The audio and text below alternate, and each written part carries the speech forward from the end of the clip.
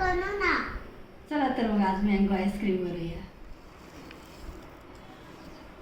कढई गरम करायला ठेवूया.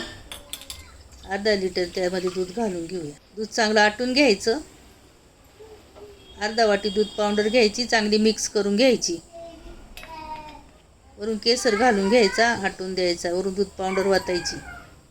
दूध चांगलं आटून झाले. आता आंब्याच्या फोडी काढून घेऊया. साखर, वेलची पावडर, चिमूटभर मीठ, दुधाची क्रीम मिक्सरमध्ये चांगलं बारीक करून घ्यायचं. एका बाउलमध्ये काढून घेऊया.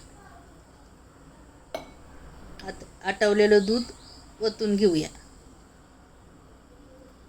चांगलं फिटून घ्यायचं. 2 तासासाठी फ्रीजरमध्ये ठेवून घ्यायचं.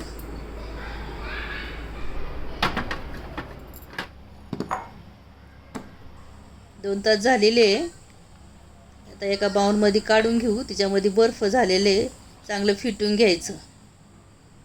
पुन्हा बाउलमध्ये काढायचं.